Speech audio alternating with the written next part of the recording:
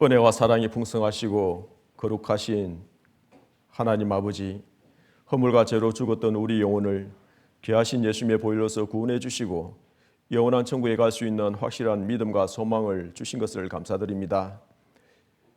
주님의 몸된 교회 안에 거하게 해 주시고 때마다 주님께서 필요한 말씀을 내려주시고 이 죄 많고 험악한 세상에서 주님의 말씀의 인도를 받으면서 하루하루 살아갈 수 있도록 인도해 주신 주님, 주님께서 우리와 더욱더 함께 해주시고 우리의 영과 혼과 몸이 주님 앞에 거룩되게 구별해 주시고 주님 오실 그날 영광스러운 모습으로 설 수 있도록 주님께서 삶을 주관해 주시고 인도해 주시길 간절히 원합니다. 대구 강북 지역에 주님의 몸된 교회를 세우셨으니 주님께서 함께 해주시고 역사하심으로 말미암아 주변의 많은 영혼들이 하나님의 크신 은혜와 사랑을 깨닫고 주님 품으로 인도될 수 있기를 함께 기도합니다. 그 일을 위해서 담임 목사님 중심으로 형제 자매들 하나로 연합해서 더욱더 복음을 힘있게 전하실 수 있도록 그 마음을 주관해 주시고 인도해 주시길 원합니다.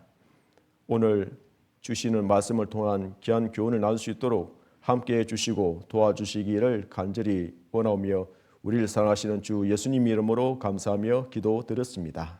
아멘. 창세기 49장을 보시겠습니다. 창세기 49장입니다.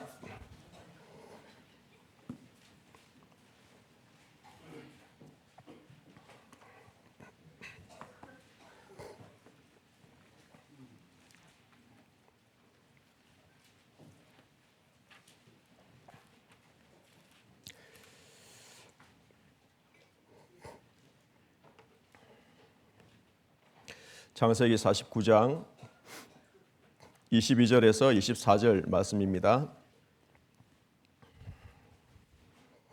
네, 같이 읽으시겠습니다. 요셉은 무성한 가지 곧 샘 곁에 무성한 가지라. 그 가지가 담을 넘었도다. 활 쏘는 자가 그를 학대하며 그를 쏘며 그를 군박하였으나 요셉의 활이 도리어 경강하며 그의 팔이 힘이 있으니 야곱의 전능자의 손을 힘입으리라. 그로부터 이스라엘의 반석인 목자가 나도다. 창세기 49장은 야곱이 죽음을 앞두고 그 12아들에게 그 삶 속에서 일어날 예언적인 축복을 하고 있는 그런 말씀입니다. 11번째 아들은 요셉이었습니다. 요셉에 대해서 예언을 하기를 요셉은 무성한 가지 곧 샘 곁에 무성한 가지라. 그 가지가 담을 넘었도다. 11번째 아들인 요셉은 연약한 가지죠. 그러나 무성한 가지였다고 그 삶을 아버지 야곱은 평가하고 있습니다. 왜 그러냐면 곧 샘 곁에 무성한 가지라. 이 샘은 하나님을 의미하는 거죠. 하나님 옆에 있는 그 가지는 아주 무성한 가지가 되었고 그 가지가 담을 넘을 정도였습니다. 하나님이 요셉과 함께 하심으로 그가 형통한 자가 되었다라는 말씀이 요셉의 생애 속에서 자주 언급되고 있습니다. 요셉의 삶은 하나님이 함께 하시는 삶이었습니다. 활 쏘는 자가 그를 학대하며 그를 쏘며 그를 군박하였으나 형들의 미움을 받아서 애굽에 팔려가기도 하였고 보디발 아내의 핍박을 받아서 억울하게 감옥에 들어가기도 했죠. 그러나 요셉의 활이 도리어 경강하며 그의 팔이 힘이 있으니 야곱의 전능자의 손을 힘입으리라. 전능자의 손, 하나님의 손을 힘입었기 때문에 하나님의 선한 손이 요셉을 도왔기 때문에 그는 아주 강한 그런 삶을 살았고 힘 있는 삶을 살았습니다. 그로부터 이스라엘의 반석이 목자가 나도다. 전능자로부터 이스라엘의 반석이 목자가 나도다. 그래서 실제로 요셉의 후손 중에서 여호수아가 등장합니다. 여호수아는 모세를 이어서 가나안 땅을 정복했던 이스라엘의 지도자였습니다. 요셉의 후손이었습니다. 그래서 여호수아는 목자의 역할을 했던 것이고, 그리고 예수님은 영혼의 목자와 감독 되신 분이잖아요. 그래서 그 예수님을 염두에 두고 또 이 예언을 하고 있는 것이고, 그리고 또 이 목자라는 의미가 요셉의 삶을 자세히 살펴보면은 오실 그리스도에 대한 모형으로 너무나 많이 담겨져 있기 때문에 이 그리스도의 모형이라는 의미에서도 여기 목자라고 또 표현을 할 수가 있을 겁니다. 그래서 성경에 많은 인물들이 있는데 부분적으로 그리스도에 대한 모형이 될 만한 그런 내용들이 있습니다. 다윗도 그렇고 솔로몬도 그렇고 모세도 그렇고. 그런데 많은 믿음의 선지인 중에서 예수 그리스도의 모형이 될 만한 그 많은 부분에 있어서 요셉의 삶은 너무나 유사하다는 것을 우리는 생각할 수가 있습니다. 그래서 오늘 하나님의 섭리 가운데 쓰임받은 요셉이라는 주제로 배울 건데요. 부제목으로는 그리스도의 모형이 된 요셉입니다. 그래서 제가 오늘 요셉의 생애에 대해서 창세기 37장부터 50장까지 엄청 길죠?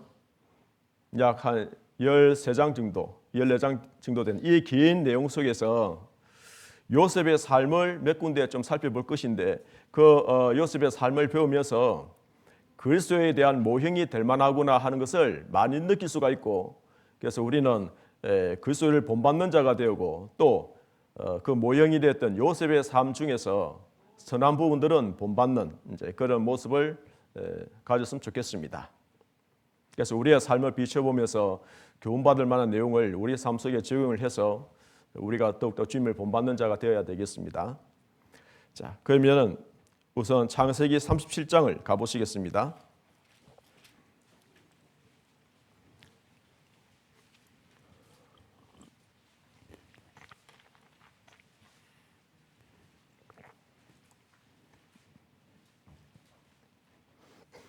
창세기 37장 19절입니다. 자, 같이 읽겠습니다. 서로 이르되 꿈꾸는 자가 오는도다. 창세기 37장에 요셉이 17세 소년으로 등장합니다. 그런데 여기에 서로 이르되 꿈꾸는 자가 오는도다. 요셉은 꿈꾸는 자로 시작하고 있습니다. 이 꿈은 물론 하나님이 보여주신 꿈을 꾸었습니다. 해와 달과 연한별이 내게 절하되이다. 그리고 형들의 국식단들이 내게 절하되이다. 라는 그 꿈 이야기를 하는 것부터 시작됩니다. 이 꿈. 자, 여러분, 우리도 어린 시절 꿈이 있지 않았습니까? 그렇죠. 저도 남도 어렸을 때 꿈이 있었습니다. 그런데 제가 곰곰이 생각해 보면은 어렸을 때 원했던 꿈은 물론 세상에서 잘 되는 그런 꿈이었죠. 그런데 그 꿈을 위해서 쭉 인생을 살아오면서 좌절을 맞기도 하고 또 큰 절망을 겪기도 하고 여러 인생의 어떤 무상함과 또 궁고함을 느끼면서 또 허무함을 깨닫게 되면서 진리를 간절히 찾는 그런 마음이 생기면서 저는 24살에 가장 절친인 친구를 통해서 강연의 말씀을 듣고 구원을 받았습니다. 제가 만약 구원을 받지 못했다면 지금은 어딘가에서 술에 취해 있다든지 아니면 이 세상 사람이 아니었을 겁니다. 지금도 생각해 보면 아찔한 그런 순간들이 많이 있었거든요. 한참 젊었을 때니까 얼마나 그때는 뭐 술 다 좋아하지 않습니까? 구원받지 않은 상태에서는. 한 번은 제가 길에서 누워 자고 있는 거예요. 깨보니까 그것도 저희 집에 가는 그 차가 다니는 그 도로에서 한쪽에서 누워 자고 있었던 겁니다. 그래서 그것도 한밤중에 지나간 차들이 아마 다 비껴갔겠죠. 하마터면 생각해 보면은 저도 아찔한 그런 생각이 나는 겁니다. 깨어나 보니까 내가 이러고 있구나. 자, 그런데 누구든지 어떤 삶 속에서 하나님을 찾게 되는 그런 계기가 다 있다라고 생각이 됩니다. 그런데 확실히 구원을 받으면 꿈이 달라지죠. 그전에서는 세상에서 잘 먹고 잘 살기 위한, 출세하기 위한 그런 꿈이었다면 구원을 확실히 받고 나면은 이제는 새로운 피조물이 되었기 때문에 하나님이 원하시는 꿈을 꾸게 될 것이고 또 하나님이 기뻐하시는 그런 선한 소원을 가지게 되면서 뭔가 인생의 방향과 목적이 달라지게 되어 있는 겁니다. 자, 그래서 우리가 아이들이 딱 태어났을 때에 하나를 알려주면 5가지, 10가지 알아가니까 천재성이 있구나. 그래서 어떤 우유 먹인다고요? 아인슈타인 우유. 근데 초등학교 가니까 조금 떨어지잖아요. 그래서 서울 우유를 먹입니다. 서울대점이야 뭐. 중학교 가면은 연세 우유를 먹이죠. 고등학교 가면은 건국 우유를 먹고, 예. 청년이 되면은 그렇죠. 그냥 매일 우유나 먹어라. 예. 그런데 우리 요즘 중고등부 학생들 가만히 보면은 자네 꿈이 무엇인고 하면은 요즘에 꿈에 대해서 생각을 깊이 안 하는 것 같아요. 한때는 연예인이 되겠다 또는 유명한 운동선수가 되겠다 하여튼 아이돌 가수가 되겠다 이런 중고등부 학생들 중에도 있기는 했는데 근데 그런 꿈 말고 정말 하나님께서 원하시는 기뻐하시는 꿈 자기 적성에 맞는 그것을 선택을 하고 그걸 위해서 준비를 잘 하면은 착실하게 준비를 해가면은 하나님이 기뻐하시고 원하시는 그런 진로면은 이루어 주시겠죠. 정말 하나님께 영광이 되는 그런 꿈을 가지고 그런 진로 선택을 한 것이 중요할 겁니다. 신앙생활 잘할 수 있는 그런 꿈을. 자, 그런데 이 요셉이 꿈을 꾼 것은 자기가 꿈을 꾸고 싶어서 꾼 게 아니에요. 하나님께서 주신 꿈이었습니다. 자, 그렇기 때문에 이 꿈에 대한 내용이 결국 요셉의 생애 속에서는 이루어졌습니까? 안 이루어졌습니까? 이루어졌습니다. 왜? 하나님이 주신 꿈이었기 때문에 그러합니다.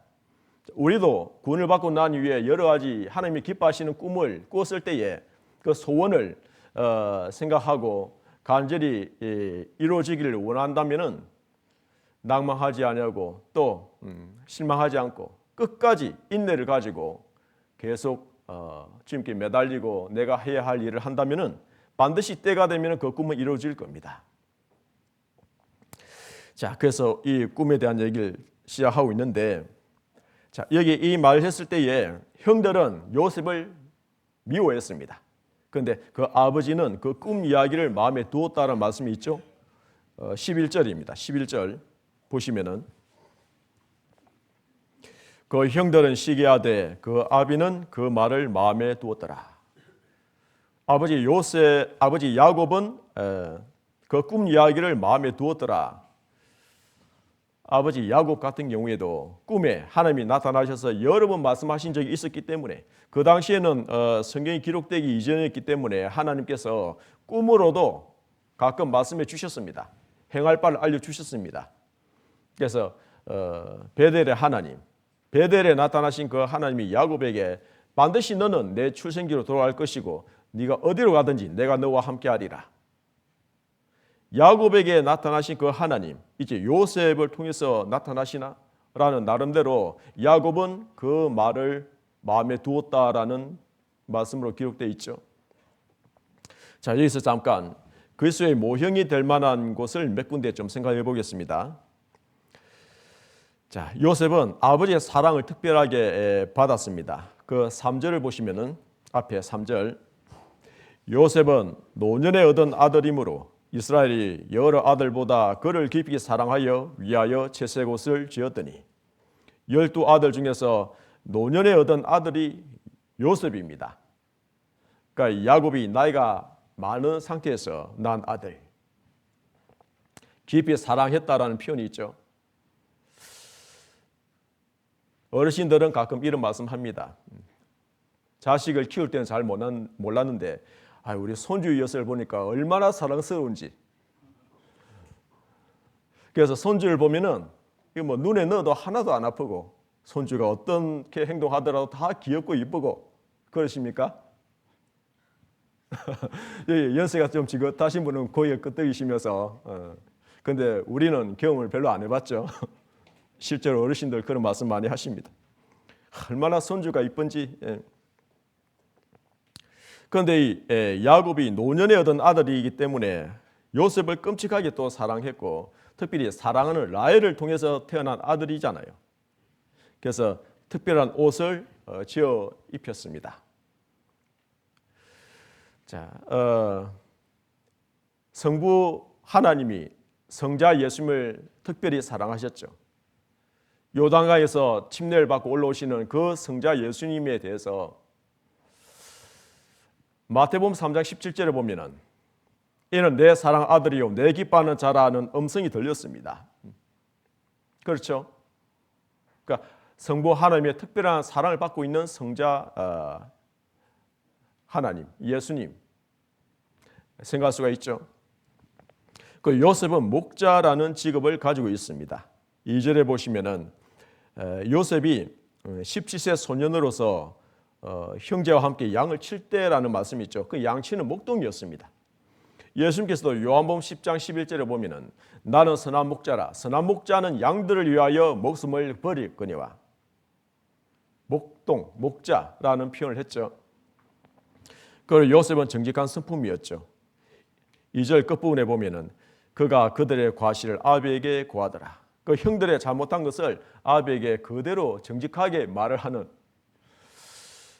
그래서 이 예수님께서도 유대 종교가들의 그 잘못된 것을 위선적인 것을 그대로 직접적으로 말씀하심으로 말미암아 미움을 받았잖아요. 정직한 성품을 가지고 있는 겁니다.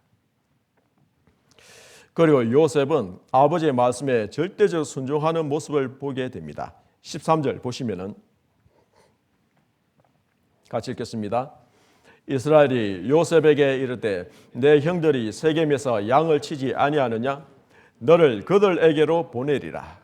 요셉이 아비에게 대답하되 내가 그리하겠나이다. 아버지와 함께 남쪽 헤브론에서 북쪽 세겜까지는 약 70km나 되는 먼 거리입니다. 말하자면 동대구에서 해운대까지가 약 90km 정도 되거든요. 이 당시엔 교통수단도 만만치 않죠. 그런데 아버지가 심부름을 보내는 겁니다. 형들이 세겜에서 양을 잘 치고 있는지 한번 갔다 오너라 했을 때에 이 먼 길을 마다하지 않고 이 순종하는 이 모습을 보면은 요셉이 아비에게 대답하되 내가 그리하겠나이다. 참 얼마나 순종적입니까? 이 아들은 우리 집에도 요셉과 같은 아들만 있으면 얼마나 좋겠습니까? 집에 있는 쓰레기 좀 비워올래? 예, 제가 그리하겠나이다. 엄마가 좀 피곤한데 설거지 좀 할래? 네, 당연히 제가 하겠나이다. 얼마나 좋을까요? 이 요셉이 어렸을 때부터 아버지께 순종하는 이 모습, 사랑을 많이 받았기 때문에 이 순종이 몸에 배 있는 이 모습을 볼 수가 있죠.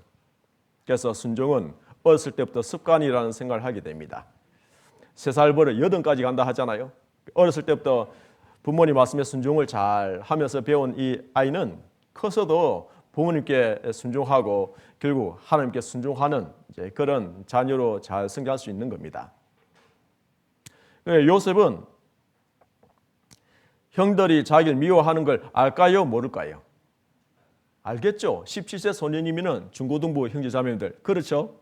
알 건 다 알고 있습니다. 그런데 자기가 이 먼 길을 가는 겁니다. 가니까 형들이 도단으로 갔다는 얘기를 듣고 30km 또 더 멀리 또 가는 겁니다. 자, 이 모습을 보면은 예수님께서도 순종하시는 모습을 계속 보여주셨죠. 그 하늘 영광을 버리시고 이 낮은 천한 세상에 오셔서 성부 하나님이 명하신 그 뜻대로 온전히 순종하시는 그 예수님의 모습. 요한복음 17장 4절에 보면은 그 지승수라 하죠. 예수님의 긴 기도문 속에서 아버지께서 내게 하라고 주신 일 내가 이루어 아버지를 세상에서 영원롭게 하였사오니. 그러니까 성부 하나님의 그 말씀에 절대적으로 순종하는 그 예수님. 히브리서 5장 8절에는 그가 받으신 고난으로 순종함을 배워서 온전하게 되셨다. 구원의 주가 되셨다. 하는 말씀으로 받으신 고난으로 순종함을 배웠다. 순종이 습관이 되어 있는 그 예수님을 볼 수가 있습니다. 자, 그래서 이 드디어 갔는데 형들이 어떻게 합니까? 자, 저 미운 동생이 오는 거구나. 자, 이렇게 했죠. 18절 보시면은 18절입니다. 18절 요셉이 그들에게 가까이 오기 전에 그들이 요셉을 멀리서 보고 죽이기를 꾀하여. 자, 저 멀리서 요셉이 오는 것을 보면은 형들이 놀라야 될 거 아니에요. 이 먼 길을 저 동생 요셉이 오다니. 그래서 요셉 너 고생 많았다. 힘들었지. 라고 안아줘야 될 거 아니에요. 그런데 죽이기를 꾀하여. 요한복음 11장 53절에도 보면은 그날부터는 유대 종교가들이 예수를 죽이려고 모의했다라는 그런 말씀이 나오죠. 도저히 안 되겠다. 저 예수를 죽여버리자 라고 모의를 했다는 겁니다. 자, 그래서 20절 보시면은 자, 그를 죽여 한 구덩이에 던지고 우리가 말하기를 악한 짐승이 그를 잡아먹었다 하자. 그 꿈이 어떻게 되는 것을 우리가 볼 것이니라 하는지라. 24절 그를 잡아 구덩이에 던지니 그 구덩이는 빈 것이라 그 속에 물이 없었더라. 마침 그 구덩이에 물이 가득 있었으면 그날로 요셉은 마지막 날이었을 겁니다. 그런데 마침 물이 없는 구덩이에 거기에 요셉이 던져진 겁니다. 자, 여기서 우리가 하나 생각해야 될 것은 이 구덩이는 사방이 막혀 있겠죠. 캄캄할 겁니다. 구덩이는 어디만 열려 있습니까? 그렇죠. 오직 위만 열려 있는 겁니다. 그리고 또 하나 생각해야 될 것은 이 구덩이 속에 던져진 요셉은 사랑하는 아버지가 옆에 있습니까? 없습니까? 없습니다. 아버지가 자기를 지켜주지 못하는 거예요. 먼 길 와 있고 지금 외진 곳에서 그는 이 구덩이에서 이제 하늘만 바라볼 수밖에 없는, 구덩이 위에는 자기를 미워하는 형들만 있는 겁니다. 자, 우리는 이 구덩이라 하는 것은 이제 요셉이 고난에 시작된다는, 요셉의 고난이 시작되는 것이고 요셉이 이제 하나님만 의뢰하는 신앙으로 나아간다는 것을 의미하는 겁니다. 아버지 옆에 있었을 때는 자기 신앙이 어떤지 몰랐어요. 그러나 떨어져서 혼자 외로이 구덩이에 던져졌을 때에 자기 신앙의 본체가 드러나는 거죠. 우리는 형제 자매들과 함께 있을 때는 우리 신앙의 실체가 잘 드러나지 않습니다. 그러나 나 혼자 있을 때에 또는 나 혼자 아주 어려운 극심한 고통에 처할 때에 그때 내 신앙의 본체가 드러나게 되겠죠. 현재 내 신앙의 믿음이 주소가 드러나게 돼 있을 겁니다. 많은 사람들은 자기 신앙이 어떤지를 잘 몰라요. 우리는 너무나 연약하고 너무나 무지하고 어리석은 것을 잘 압니다. 혼자 있을 때 그 신앙이 드러나겠죠. 특별히 고난 가운데 있을 때에. 어떤 분들은 큰 위기 속에서 사람을 의지하고 사람에게 먼저 찾아가고 또 전화번호 검색해서 이런 상황 속에서는 누가 맞을까? 누구에게 도움을 요청할까? 사람을 의지하고 방백을 의지하는 경우가 있겠죠. 그러나 어렵고 힘든 순간에 가장 우선 우리는 하나님 앞에 무릎을 꿇고 하나님께 간절히 기도함으로 하나님의 도우심을 구해야 되는 거겠죠. 제가 대구에 2019년도 1월 달에 이제 왔는데요. 벌써 이제 5년째 됐네요. 그죠? 빠르죠? 시간이. 그런데 1월 달 오자마자 제가 한 1, 2주 만에 요로결석이라 한 것에 걸렸거든요. 그래서 사무실에 출근을 하는데 갑자기 아침부터 배가 계속 아픈 거예요. 그래서 저는 뭐 이렇게 하다 낫겠지 생각하고 아침에 와서 이제 좀 하려고 하는데 그런데 1시간, 2시간 계속 이 고통이 커져가는 거예요. 뭐 한 번도 경험한 적이 없었으니까. 경험하신 형제님들은 아시겠지만은 이 신장에 이제 이렇게 주로 돌이 있지 않습니까? 그게 이제 좀 커져가면 그게 이제 내려가는데 그 이제 요강을 타고 이렇게 쭉 내려가는데 그 통로가 좁거든요. 내려가면서 그 돌이 이제 딱 막히니까 그 이제 물이 못 내려가는 거죠. 방광으로. 그러니까 이제 결국 신장이 팽창이 될 것이고, 그러니까 옆구리 쪽에 이제 신경을 계속 건드니까 나중에 이제 이 옆구리 전체가 계속 아파오는데 나중에 앉을 수도 없고 설 수도 없고, 그래서 나중에는 제 자매한테 SOS를 청했는데 그런 것처럼 있잖아요. 그런데 요즘에 의술이 좋아서 금방 바깥에서 깨면 그냥 깨져요. 나중에 세 개가 딱 돼서 나오대요. 수술할 필요도 없이. 그런데 처음 겪는 일이었기 때문에.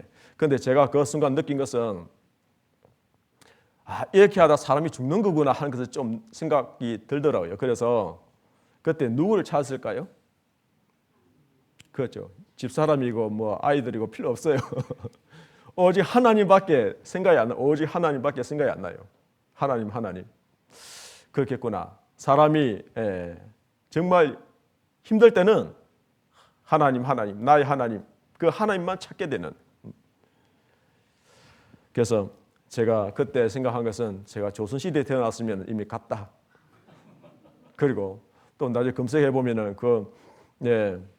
뭐 요로결석이나 이런 쪽은 그 해산하는 그 고통하고 비슷하다라는 그 통증이 있더라고요. 그래서 집사람이 아들 둘 낳으면서 이렇게 좀 고생했겠구나. 그래서 앞으로는 잘해야지. 그 생각을 좀 했었습니다.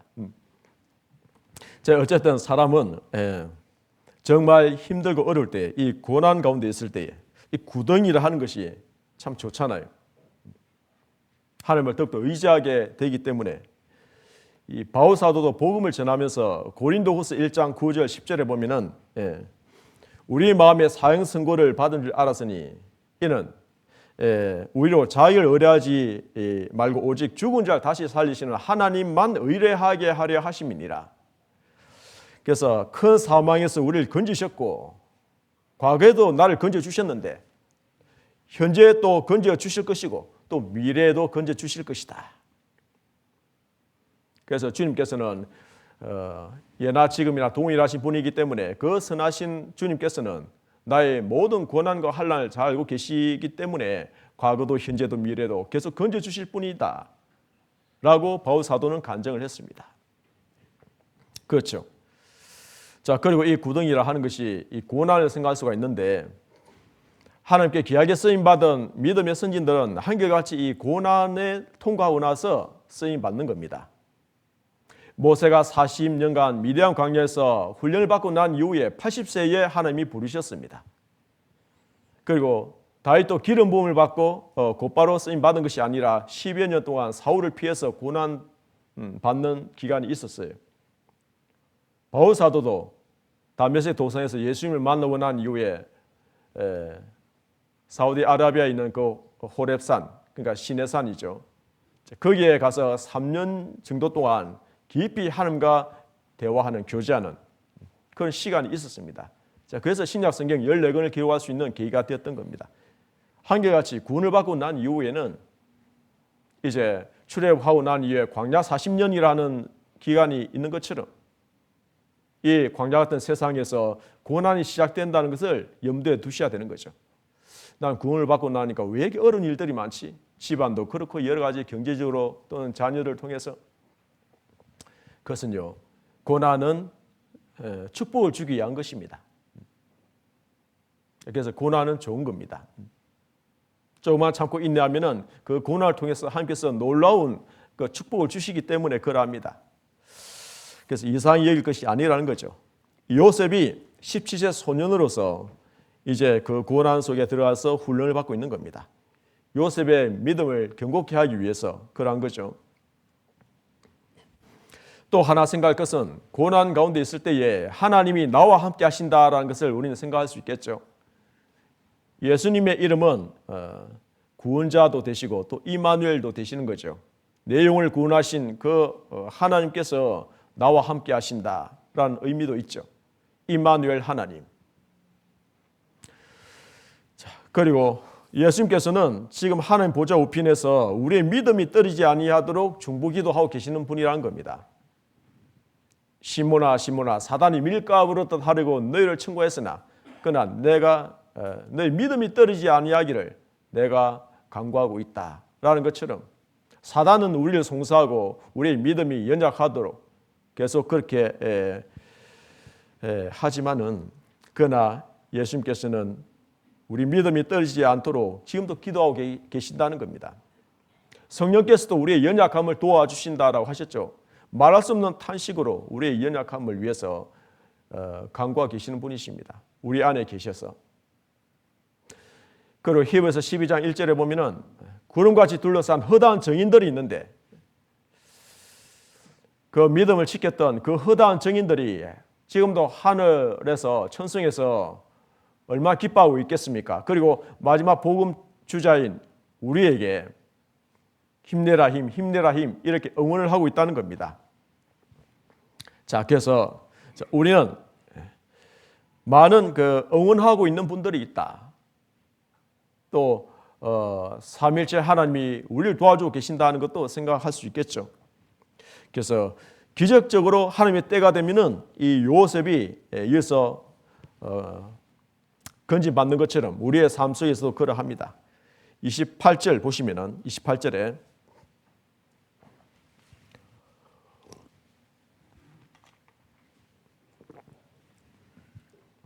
같이 읽겠습니다. 때에 미디안 사람 상고들이 지나는지라 그들이 요셉을 고등에서 끌어올리고 은 20개의 그를 이스마엘 사람들에게 팔매 그 상고들이 요셉을 데리고 애굽으로 갔더라. 이 때라는 말씀이 있죠. 성경에 보면 때에 또는 마침내 우연히 이런 표현이 나오는데 이것은 그냥 우리 역사적인 시간이 흘러가는 이 시간과 다른 하나님이 개입하시는 때를 의미하는 겁니다. 헬라어로 보면 카이로스라고 하죠. 하나님이 작정하신 어떤 때가 있는 겁니다. 하나님이 개입하시는 그 때가 있는 겁니다. 타이밍이 있는 겁니다. 그래서 때에 마침 미디안 사람 상고들이 지나는지라 그들이 요셉을 구덩이에서 끌어올리고 그래서 우리 동생을 죽이면 무슨 의미가 있느냐 그냥 팔아버리자라고 누가 제안을 했느냐면은 누가 제안했습니까? 유다가 제안했습니다. 그 형 유다가. 그런데 은 20에 요셉을 팔아버리게 되죠. 예수님은 누가 팔았습니까? 가룟 유다죠. 이름이 똑같죠. 그리고 예수님은 은 30에 팔았습니다. 요셉은 은 20, 예수님은 은 30. 요셉은 17세 소년이니까 아직 어리니까 그 당시에 값을 좀 적게 매겼겠죠. 자, 어쨌든 자 여기 있는 이런 내용들 하나하나 보면은 그리스도에 대한 모형이 될 만한 내용들이 요셉의 삶 속에 참 많이 있다는 것을 발견할 수가 있죠. 자, 그래서 결국 요셉이 어디에 갑니까? 39장에 가보시겠습니다. 애굽의 시대장 보디발 집에 종으로 팔려가게 되죠. 39장 보시면은 1절입니다. 요셉이 이끌려 애굽에 내려가매 바로의 신하 시대장 애굽 사람 보디발이 그를 거리로 데려간 이스마엘 사람의 손에서 그를 산이라. 여호와께서 요셉과 함께 하심으로 그가 형통한 자가 되어 그 주인 애굽 사람의 집에 있으니 그 주인이 여호와께서 그와 함께 하심을 보며 또 여호와께서 그의 범사에 형통케 하심을 보았더라.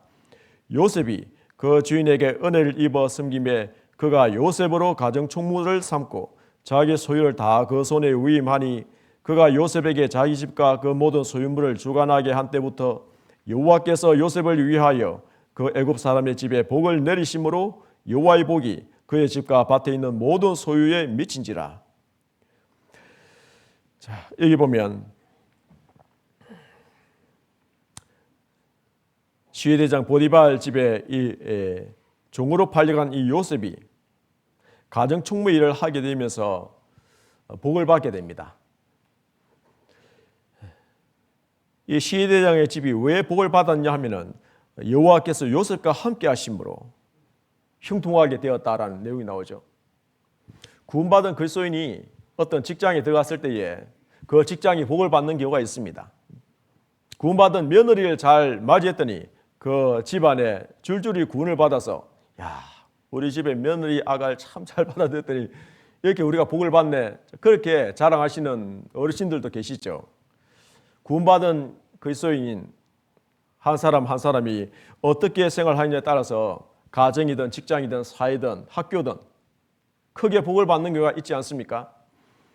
그래서 이 보디발 집이 요셉으로 말미암아 이렇게 복을 받게 됐다는 것을 생각할 수가 있죠.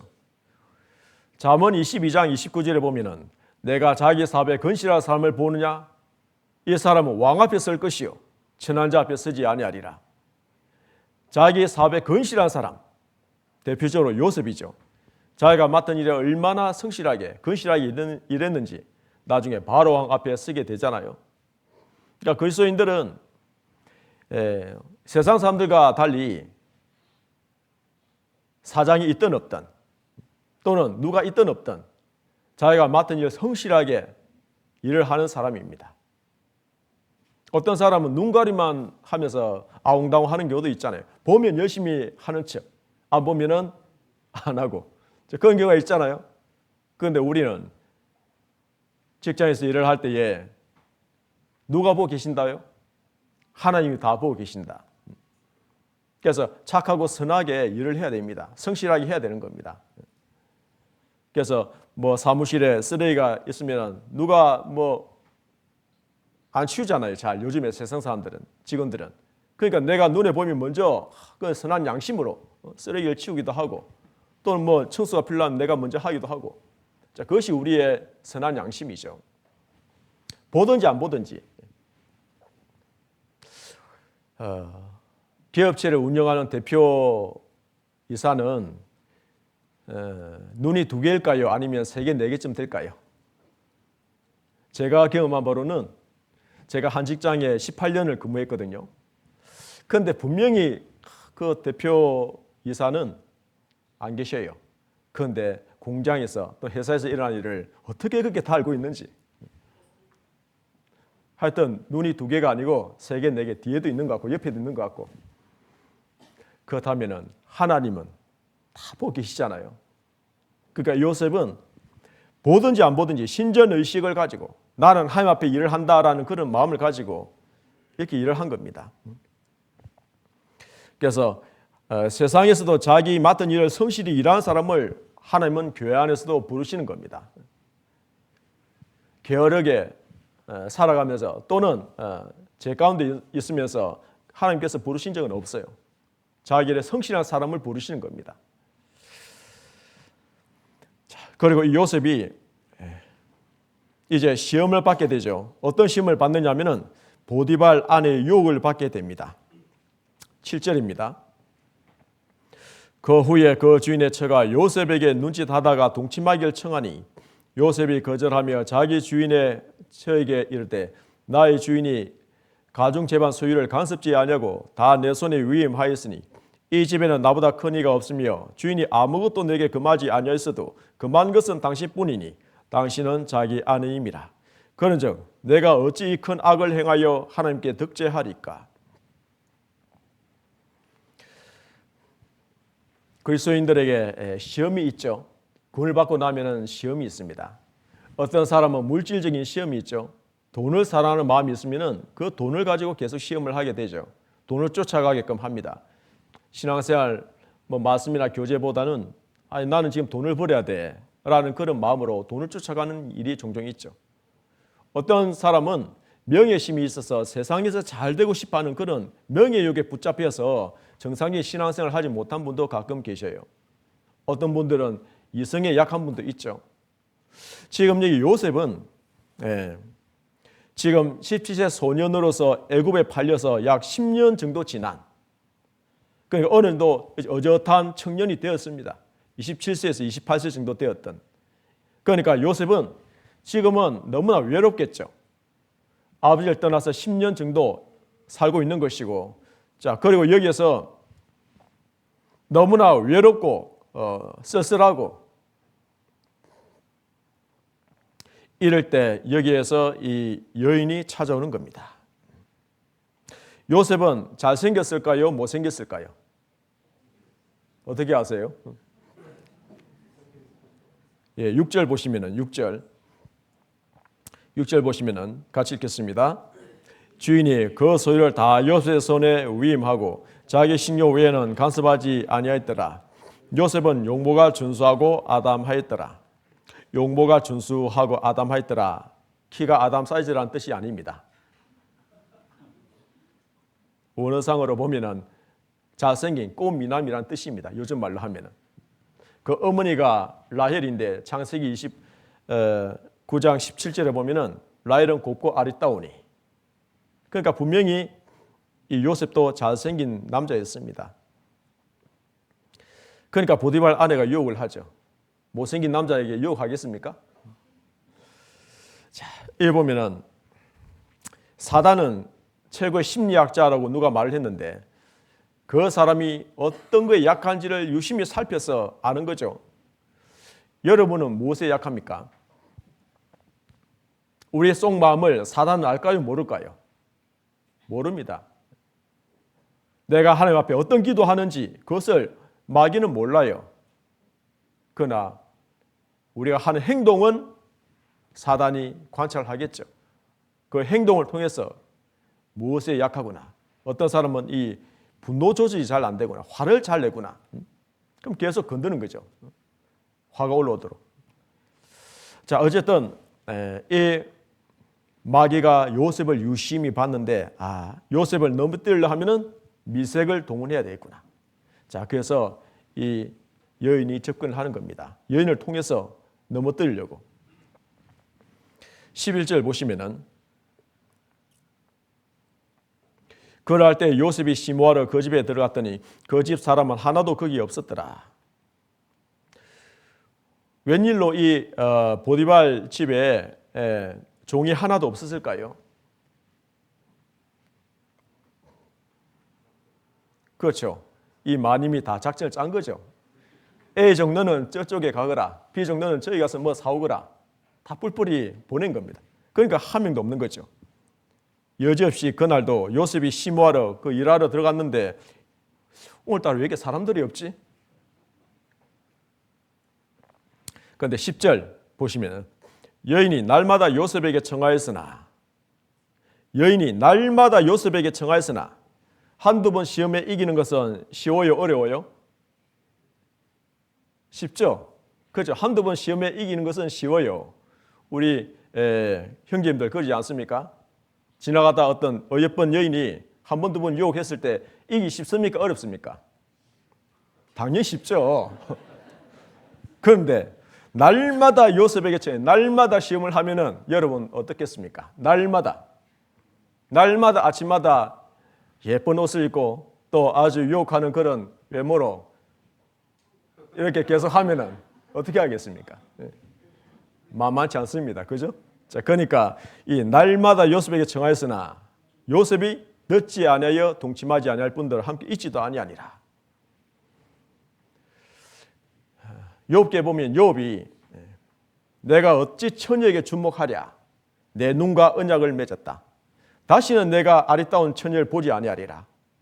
자기 눈하고 언약을 맺었다는 거죠. 그래서 하나님 앞에 언약을 맺은 것처럼, 왜 마음이 그게 갈 수 있기 때문에, 마음으로 상상할 수 있기 때문에 욥은 그런 정결한 마음을 갈 수 있도록 그렇게 맹세한 것을 볼 수가 있는데 요셉도 마찬가지죠. 함께 있지도 아니하다. 하고 막 도망갔겠죠. 자, 그런데 여기 12절 보시면 12절 그 여인이 그 옷을 잡고 가로되 나와 동침하자. 요셉이 자기 옷을 그 손에 버리고 도망하여 나가매. 이날은 아예 작정했습니다. 그죠? 여인이 덤비는 거예요. 자, 그랬을 때에 요셉이 자기 옷을 버리고 그냥 도망갔어요. 그 정도 아주 급박한 상황이었습니다. 마태복음 4장에 보면은 예수님께서 40일간 금식하신 후에 마귀가 예수님을 시험하는 내용이 나오는데 이 돌이 떡덩이가 되게 하라. 하여튼 뭐 그 위에 여러 시험을 하잖아요. 그런데 왜 하나님의 아들이라면서 그렇게 굶주리고 있느냐? 그런데 예수님은 기록되었을 때 신명기에 있는 그 말씀을 인용하면서 그 마귀의 시험을 이기셨습니다. 그러니까 한두 번 이긴 것이 아니고 연속적으로 계속 이긴다 하는 이 말씀은 요셉이 그 예수님의 모형이 되는 거죠. 여러 가지 시험에서 이기는 이 모습. 그래서 우리는 시험을 계속 받을 수가 있는데 그것이 오늘도 받을 수가 있고 내일도 받을 수가 있고 계속 나의 약한 부분을 계속 시험 받을 수 있는데 그것을 계속적으로 이기는 것. 그게 중요한 겁니다. 그래서 이 요셉이 경건한 사람이었다는 것을 생각할 수가 있죠. 자, 그래서 코람데오 신앙이라 합니다. 코람데오. 하나님 앞에서.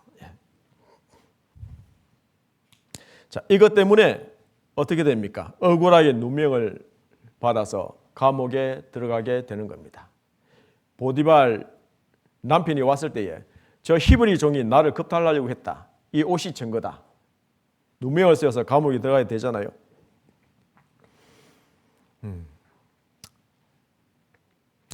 자, 그래서 우리가 이 감옥에 들어갈 때에 마태복음 26장 59절에 보면은 그 유대 종교가들이 거짓증인 두 사람을 세워서 예수님을 또 모함하는 일이 있죠.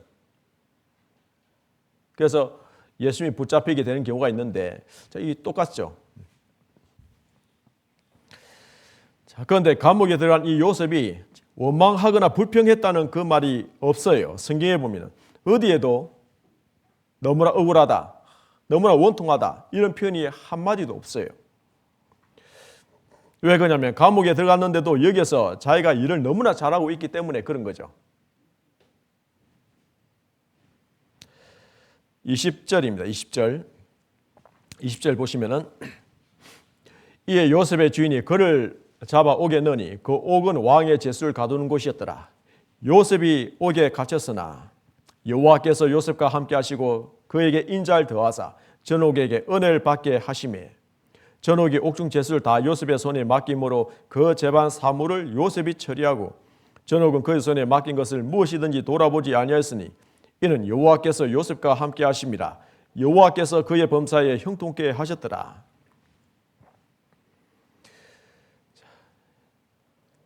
여기 보면 감옥에 들어갔는데요, 여호와께서 요셉과 함께 하시고 그에게 인자를 더하사, 이 인자를 더하사라는 이 표현은 옥에 들어간 그 요셉, 하나님이 요셉 네 마음 다 안다 이거겠죠. 그 깊은 옥에도 하나님께서 요셉에게 더 가까이 하셨다, 인자를 더하셨다. 하나님께서 요셉을 위로하시고 계시는 겁니다. 우리는 억울한 일 또는 오해받은 일, 원통한 일이 있을 때에 그것을 사람에게 항변할 필요가 없어요. 하나님이 다 알고 계시죠? 하나님 다 알고 계시잖아요. 하나님 앞에 기도하면 되는 거죠. 그러면 하나님께서는 그래 내가 네 마음 다 알고 있다 하시는 겁니다. 만일 요셉이 원통하고 분이 났으면은 그 다음날 이 전옥이 옥중 제수를 다 요셉의 손에 맡김으로 요셉이 거기서 일을 했는데, 사무부는 일을 했는데 그 일이 손에 잡힐까요? 안 잡힐까요? 안 잡히죠. 밤에 원통하고 억울한 일이 생각나면은 야 내가 왜 여기 왔지? 그 보디발 그 아내 때문이야. 결국 형들이 날 미워했기 때문에. 그리고 아버지가 날 보냈잖아. 이게 꼬리에 꼬리를 물고 계속 거슬러 올라가면은 오만 불평이 올릴 수 있잖아요. 근데 전혀 그러지 않았다는 겁니다.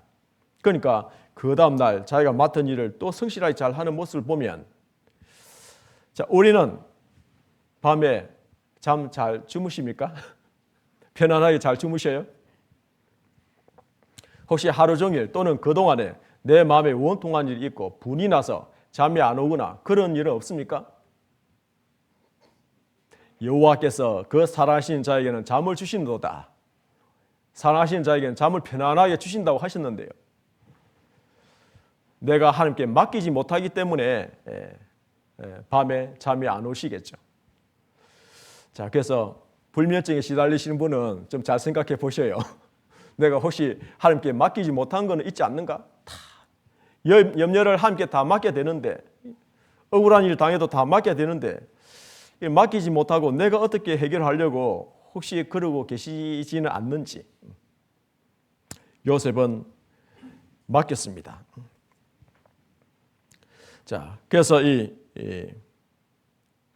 전옥은 그 손에 맡긴 것을 무엇이든지 돌아보지 아니하였으니, 요셉이 올린 그 보고서를 전옥은 있잖아요. 옥을 관리한 사람이죠.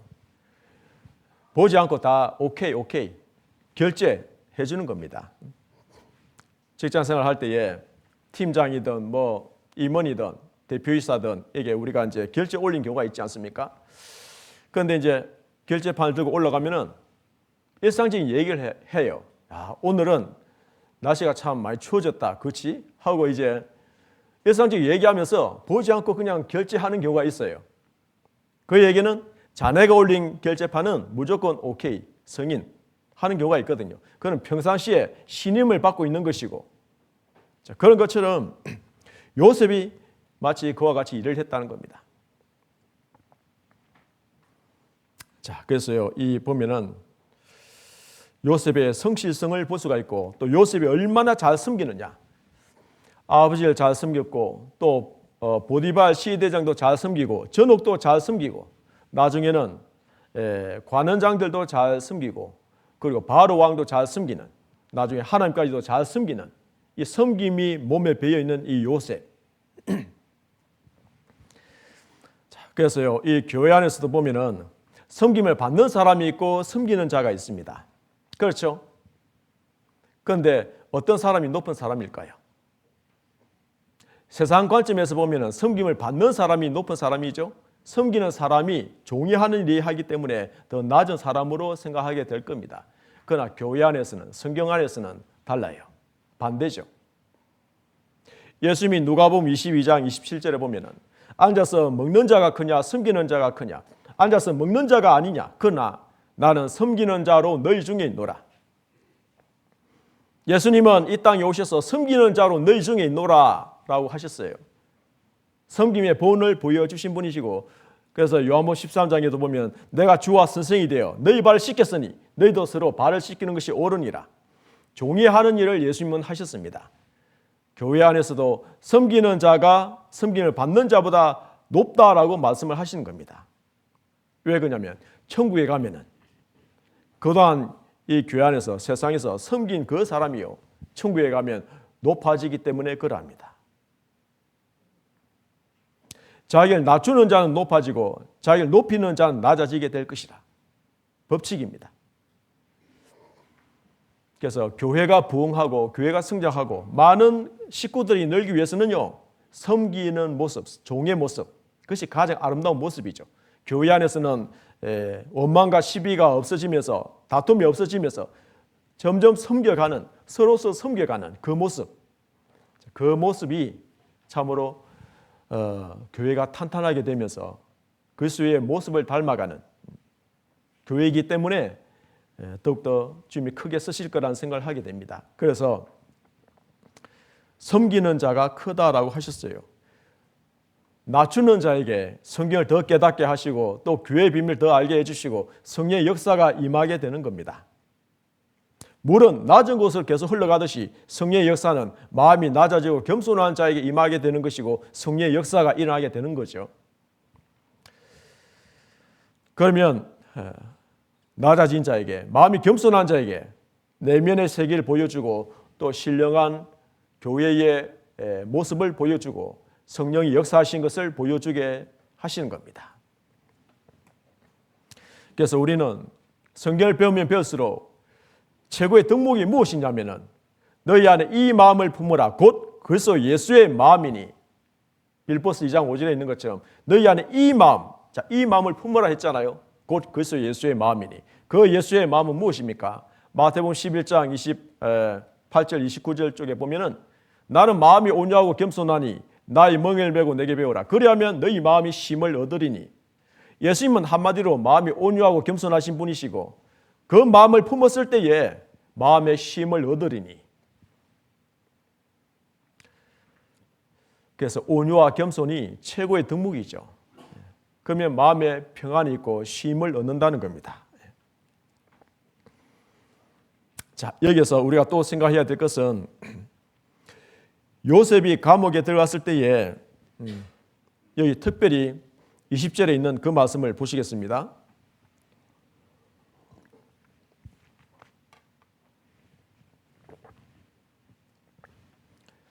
이에 요셉의 주인이 그를 잡아 옥에 넣으니 그 옥은 왕의 제수를 가두는 곳이었더라.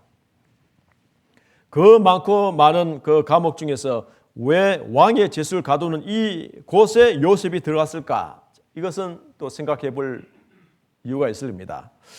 왜 그러냐면 이 왕의 제수를 가두는 곳은 왕에게 범죄한 일이 있는 그 40장에 보면 애굽 왕의 술 맡은 자와 떡 굽는 자가 애굽 왕에게 범죄한 일로 이 왕의 제수를 가둔 이곳에 들어왔는데 여기에서 이 요셉이 수종드는 일을 하게 되는 거죠.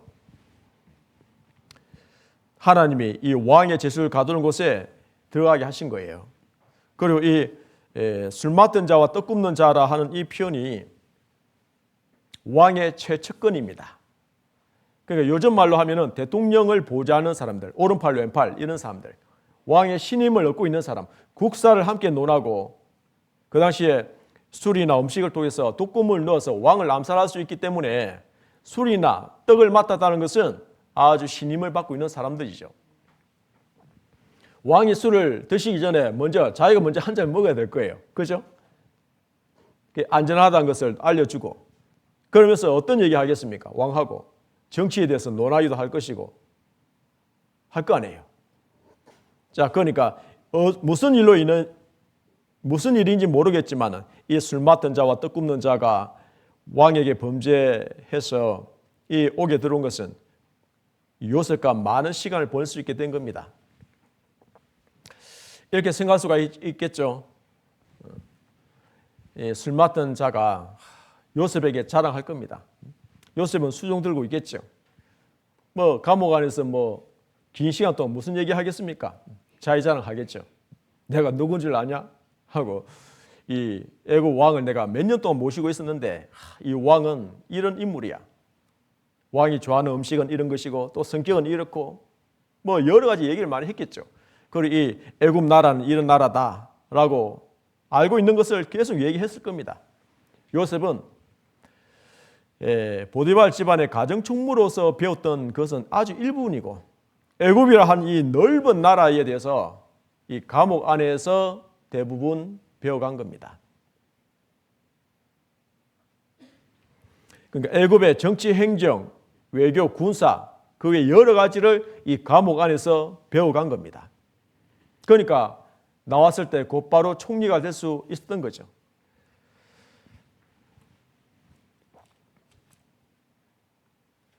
그래서 이 40장 보시면은 40장에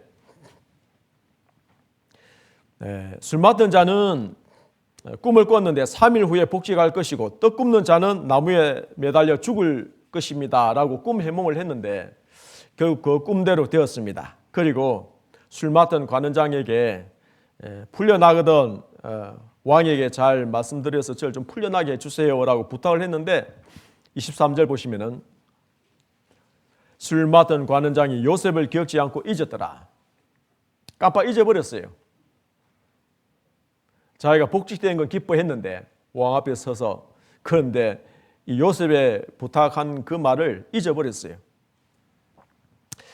자, 그런데 만일 여기서 잊지 아니하고 그 요셉이 풀려날 수 있도록 힘을 썼다면은 요셉은 여기서 어떻게 했을까요? 만일 당장 아버지가 있는 그 가나안 땅으로 올라갔겠죠. 헤브론으로 올라갔을 겁니다. 그런데 41장 1절 보시면은 만 2년 후에 바로가 꿈을 꾼즉 만 2년이라고 하는 이 세월 동안 감옥 안에서 요셉은 더 있어야 되는 겁니다. 왜 그럴까요? 요셉 너는 아직 멀었다. 너는 더 배워야 돼. 감옥 안에서 배워야 될 것이 너무나 많이 있다. 너는 빨리 나오고 싶겠지만은 그러나 오래 참고 기다려야 된다. 존 번연은 철로 역정이라고 하는 성경책 다음으로 기독교인들이 많이 읽는 그 철로 역정 책이 있지 않습니까? 그 책을 감옥에서 집필했습니다. 유명한 책이 나왔어요. 그런 것처럼 요셉 너는 2년 동안 더 감옥에 있어야 돼. 하나님의 뜻입니다. 그리고 이 만 2년이라 하는 것이 하나님의 타임이고 하나님의 기한입니다. 그래서 기도 응답이 더디 이루어질 때에 그것은 하나님의 기한, 때가 아직 이루어지지 않았기 때문에 더 기도해야 된다라고 하나님께서 원하신 경우가 있겠죠. 어쨌든 만 2년이라 하는 이 기간 동안에 요셉은 더 단련을 받게 되는 겁니다. 자, 이렇게 하다가 50장까지 언제 가나 생각하시겠죠? 근데 금방 끝납니다. 이제 이 41장은 드디어 바로왕 앞에 이 요셉이 서게 되죠. 바로왕이 꿈을 꾼 적이라고 이 표현도 보면 하나님이 바로왕에게 꿈을 꾸게 하신 거예요. 그 꿈은 아시는 대로 7년 풍년, 그 다음에 7년 흉년에 대한 꿈입니다. 하나님께서 바로왕에게 꿈을 꾸게 하신 거예요. 이것도. 그리고 이 꿈을 해몽할 사람이 없기 때문에 그때 이 요셉을 기억해내고 요셉을 불러들이고 꿈 해몽을 하게 되는 겁니다. 그래서 이 요셉이 말한 대로 7년 풍년 동안에 애굽 전국에 창고를 지어서 곡식을 잘 보관을 해야 흉년을 잘 버틸 수 있을 겁니다. 참으로 지혜로운 말이구나 해서 이같이 하나님의 신에 감동된 사람은 우리가 어찌 얻을 수 있으리요. 네가 이제 총리가 되거라. 인장바지를 빼어서 요셉에게 끼우고 그리고 세마포옷을 입히고 금사슬 목에 걸고 버금수레에 그를 태우면서 요셉을 아주 높이는 이 모습을 볼 수가 있죠. 46절 보시면은 41장 46절 같이 읽겠습니다. 요셉이 애굽 왕 바로 왕의 때에 30세라.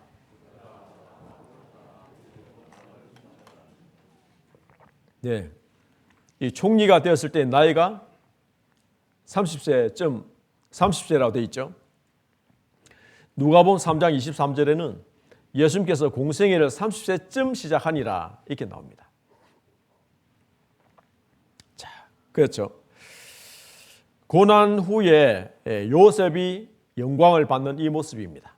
그러니까 고난 후에 영광이에요. 고난이 없으면 영광도 없는 거죠. 그래서 no crown, no cross, 그러니까 no cross, no crown. 고난 없이는 영광이 없다. 요셉의 고난 후에 영광 받은 것처럼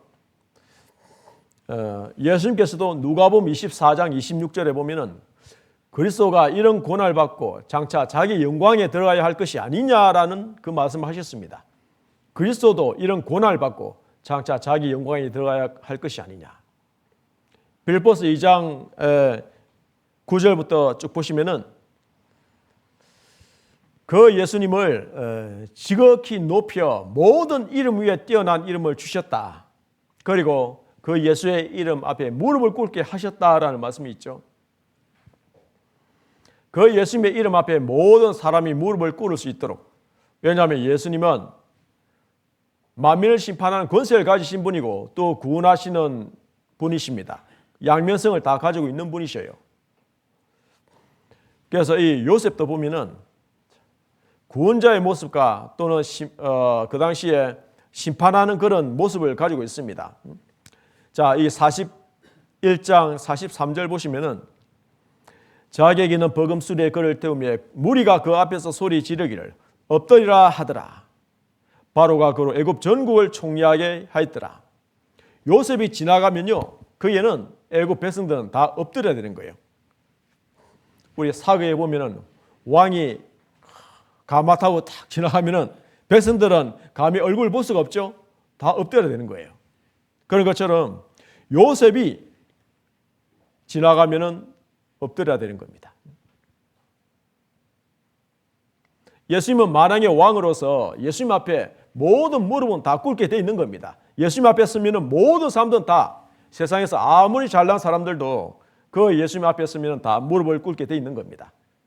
자, 그래서 고난 후에 영광 받으신 그 예수님의 모습을 요셉은 또 모형이 되는 거예요. 자, 42장에는 그 아버지와 형들이 살고 있는 가나안 땅에도 기근이 찾아왔습니다. 그런데 애굽에 곡식이 있다는 그 소식을 듣고 곡식을 사러 애굽에 내려가게 됩니다. 자, 거기에서 극적으로 요셉은 형들인 줄 알아봤습니다. 그런데 형들은 동생 요셉인 줄 몰랐죠. 왜 그러냐면 총리로서 변장을 하고 있었기 때문에 뭔가 또 세월이 많이 지났으니까. 야, 22년이 지났거든요. 그러니까 지금 요셉은 39세가 되었기 때문에 지금 세월이 많이 지났습니다. 그러니까 못 알아봤던 거예요. 42장 7절 보시면은 요셉이 보고 형들인 줄 아나 모른 체하고 엄한 소리로 그들에게 말하여 가로되 너희가 어디서 왔느냐? 그들이 가로되 곡물 사려고 가나안에서 왔나이다. 엄한 소리로 그들에게 말하여 가로되 엄한 소리. 그러니까 통치자의 모습을 가지고 있는 거죠. 감히 애굽 총리 앞에서 그죠? 그 가나안 목자들이 와가지고 그러니까 신분의 격차가 너무나 큰 겁니다, 지금. 자, 그런데 42장, 43장, 44장 이 세 장은 요셉이 하나님의 지혜로서 그 형들이 가나안 땅에 올라갔다가 양식이 떨어지면 또 내려왔다가 자, 그런 내용들이 있어요. 그래서 아버지는 계시느냐? 그러니까 아버지는 계시고 또 몇 남매냐 하니까 뭐 12아들이 있었는데 하나는 잃어졌고 하나는 막내는 아버지와 함께 있고 이런 얘기하니까 그렇다면은 그 막내 아들, 막내 동생을 데리고 와야 된다. 시몬을 결박하고 뭐 그런 내용이 쭉 나오는데요. 그것 때문에 이 형들은 아버지에게 가가지고 왜 우리의 가정사를 얘기해가지고 이게 힘들게 하느냐? 베냐민을 데리고 꼭 가야 되겠느냐? 뭐 이런 내용들이 쭉 나오잖아요. 그래서 하여튼 42, 43, 44장에 있는 이 내용은 형들이 왔다 갔다 하면서 애먹는 그런 내용이 나와 있어요. 왜 그러냐면은 그 옛날 형들이 잘못한 것을 회개하고 뉘우치라고 요셉이 그렇게 단련시키는 겁니다. 형들. 그 형들이 얼마나 변했는지 그 옛날 자기가 봤던 그 형들의 모습하고 지금 세월이 많이 흘렀는데 얼마나 많이 달라졌는지 형들의 성격을 잘 알고 있기 때문에 자, 그래서 그런 내용이 쭉 나오고 44장을 가보시겠습니다. 45장.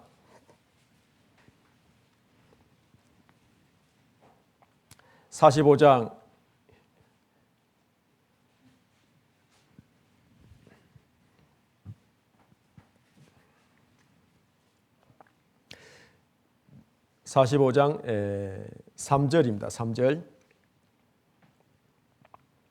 3절 4절 같이 읽겠습니다. 요셉이 그 형들에게 이르되 나는 요셉이라 내 아버지께서 아직 살아 계시니까 형들이 그 앞에서 놀라서 능히 대답하지 못하는지라. 요셉이 형들에게 이르되 내게로 가까이 오소서. 그들이 가까이 가로되 나는 당신들의 아우 요셉이니 당신들이 애굽에 판 자라. 여기서 드디어 요셉이 자기 신분을 밝힙니다. 나는 요셉이다. 그 형들이 놀라서 능히 대답하지 못한 거죠. 어안이 벙벙했을 겁니다. 갑자기 요셉, 죽은 줄만 알았던 그 요셉이 자기 앞에 총리로서 있으니까 22년 만에 만났으니까 얼마나 놀랐겠습니까? 내게로 가까이 오소서. 나는 당신들의 아우 요셉이니 당신들이 애굽의 판자라. 마치 이 모습은요, 부활하신 예수님께서 제자들에게 나타나셔서 너에게 평강이 있을지어다, 너에게 평강이 있을지어다 하시는 그 모습과 비슷하죠.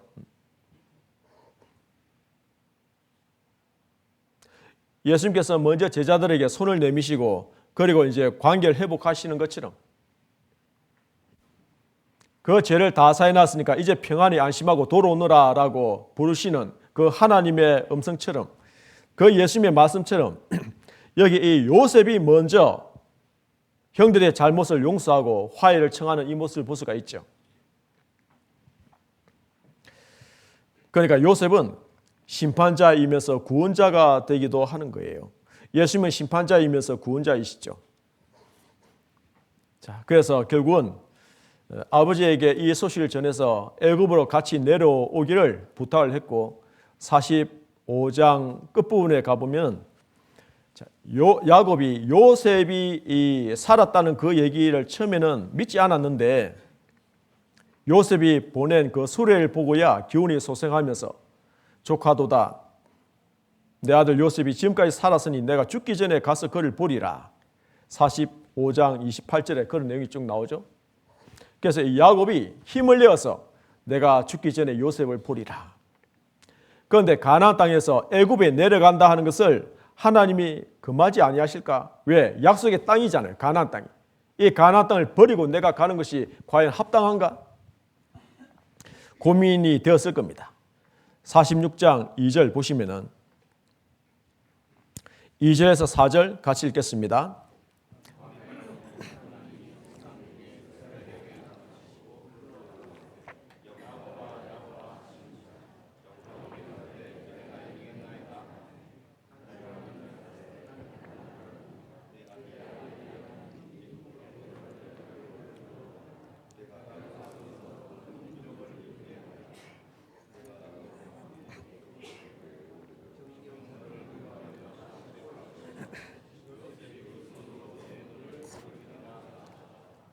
예. 밤에 하나님이 이상 중에 이스라엘에게 나타나셨습니다. 야곱아 야곱아 내가 여기 있나이다. 나는 하나님이라. 내 아비 하나님이니 애굽으로 내려가길 두려워 말라.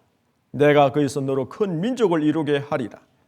내가 너와 함께 애굽으로 내려가겠고 정녕 널 인도하여 다시 올라올 것이며 요셉이 그 손으로 내 눈을 감기리라. 그래서 안심하고 야곱이 애굽으로 내려가게 됩니다. 극적으로 이제 만나게 되죠. 자, 그리고 거기에서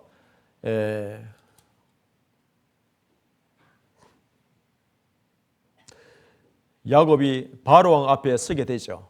그래서 연세를 물어봤을 때에 47장 9절에 보면 내 나그네 길의 세월이 몇 년요? 130년. 130년 동안 나그네 세월을 보냈습니다. 그런데 조상의 나그네 길의 세월에 미치지 못하나 험악한 세월을 보냈나이다. 야곱은 험악한 세월을 보냈습니다. 130년 동안에. 그리고 거기서 17년을 살면서 147세에 세상을 떠나게 됩니다. 애굽에서 기운이 다 빠져서. 그래서 49장에 있는 이 내용이 시작할 때 읽었던 이 말씀이 야곱이 147세 세상을 떠나기 직전에 그 아들들에게 유언을 남기면서 마지막으로 그 자식을 통해서 그리고 그 이후의 역사 속에서 이스라엘 12지파가 어떠한 그 미래의 모습이 될 것인지 예언적인 축복을 하게 하는 그런 내용이죠. 그래서 49장에 보면은 이런 예언적인 축복을 하고 33절 끝부분에 보면은 야곱이 그 열조에게로 돌아가게 됩니다. 그리고 50장에는 요셉이 그 아비 얼굴에 입 맞추고 그리고 미라로 만듭니다. 미라 만드는데 40일이 걸렸어요. 그 3절에 보면은 애굽 사람들이 70일 동안 애곡을 했습니다. 7일도 아니고 70일. 장례식 하면 보통 3일장을 하잖아요. 3일간 애곡해도 족한데 얘는 7일도 아니고 70일 동안. 왜? 총리의 아버지가 세상을 떠났기 때문에. 그 당시에 70일 동안 곡하는 이런 기간이 그것은 그만큼 요셉이 아주 큰 영향력을 끼쳤다는 것을 알 수가 있죠. 애굽에. 곡하는 기한이 다 끝나니까 이제 요셉이 가나안 땅에 장사 지내기 위해서 그 아버지를 데리고 올라갑니다. 하나님이 말씀하신 대로 요셉이 내 눈을 감길 것이고 네가 가나안 땅에 다시 올라올 것이다. 그 말한 것처럼 요셉이 이제 아버지를 가나안 땅에다가 이제 장사 지내는 거예요. 장사 지내고 이제 내려오는데 자, 이제 15절 보시면은 요셉의 형제들이 그 아비가 죽었음을 보고 말하되 요셉이 혹시 우리를 미워하여 우리가 그에게 행한 모든 악을 다 갚지는 아니할까 하고 요셉에게 말을 전하여 가로되 당신의 아버지가 돌아가시기 전에 명하여 이르시기를 너희는 이같이 요셉에게 이르라 내 형들이 내게 악을 행하였을지라도 이제 바라건대 그 허물과 죄를 용서하라 하셨다 하라 하셨나니 당신의 아버지의 하나님의 종들의 죄를 이제 용서하소서 하며 요셉이 그 말을 들을 때에 울었더라. 자, 이 말씀은 무슨 뜻이냐면요. 요셉의 형제들이 그러니까 그 형들이 요셉이 혹시 우리를 미워하여 우리가 그 전에 행한 모든 악을 다 갚지는 아니할까. 이제 아버지가 죽은 마당에 이제는 큰일 났다. 이제 총리 요셉이 우리에게 지금 악을 행하지 않을까? 그 악을 갚지 않을까? 형들이 잘못한 일이 있잖아요. 갑자기 두려움이 엄습해 오는 겁니다. 이제. 그래서 직접 요셉에게 나아가지 못하고 사람을 보내어서 이렇게 말을 전하는 겁니다. 아버지가 생전에 그 형들의 허물과 죄를 용서하라. 자, 이런 얘기를 하시지 않았느냐. 그래서 제발 우리의 죄를 용서해 주소서라고 사람을 보내어서 간청하는 이 내용이에요. 이 말을 요셉이 들었을 때에 울었더라라고 돼 있잖아요. 울었더라. 요셉이 왜 울었을까요? 요셉은 형들의 그 지나간 날의 잘못을 용서했습니까? 용서 안 했습니까? 그것도 언제 용서했습니까? 형을 만났을 때에, 22년 만에 곡식을 사러 왔을 때에, 창세기 45장에 보면은 그 형들에게 자기 신분을 밝히면서 하나님이 나를 먼저 애굽으로 보내주셨고 우리 가족을 구원하기 위해서 하나님의 섭리 가운데에 이렇게 된 겁니다. 그러니까 아버지가 함께 내려오셔가지고 이 애굽에서 이 기근을 피하고 여기서 살면 됩니다. 하나님의 뜻입니다. 라고 요셉은 이미 오래전에 형들에게 미리 얘기했는데도 불구하고 이제 17년 이후에 아버지가 세상을 떠나고 나니까 이제 두려움이 갑자기 오면서 정말 요셉이 용서했을까? 갑자기 두려움이 오는 거 있잖아요. 요셉의 말이 안 믿어지는 거겠죠. 다시 한번 질문하겠습니다. 요셉은 형들 용서했어요? 안 했어요? 했죠. 그런데 형들은 용서 받았어요? 용서 못 받았어요? 지금 못 받은 상태입니다. 지금. 요셉의 마음과 형들의 마음이 이렇게 다른 거예요. 지금. 한편 또 이렇게 생각할 수가 있겠죠. 형들 입장에서는 22년 만에 만났기 때문에 17세 소년 요셉이었고 그때는 한참 어린 동생이었어요. 그런데 22년 후에 보면 애굽의 총리로서 이렇게 위엄을 갖추고 있잖아요. 그러니까 그동안 너무나 많은 세월 속에서 요셉과 너무나 신분의 격차가 크고 또 요셉이 어떤 인물인지 형들이 잘 몰랐던 거예요.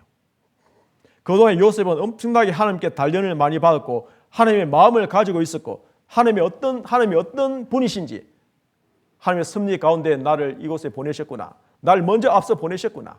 시편 105편에 보면은 한 사람을 앞서 보내셨으면 요셉이 종으로 팔렸도다. 그 말씀이 저를 단련하였도다 하는 그 표현처럼 하나님께서 우리 가족을 구원하기 위해서 나를 단련하셨고 내가 여기까지 왔다. 여러 가지 많은 시험과 환난이 있었지만은 그 가운데 내가 하나님을 의지하고 내가 여기까지 왔다. 하나님 너무나 감사합니다. 그런데 이것이 우리 가족을 구원하기 위해서 하나님께서 나를 이곳으로 보내셨군요. 라는 것을 이 모든 것이 다 깨달아졌고 믿어졌잖아요. 요셉은 하나님의 섭리가 다 믿어진 겁니다.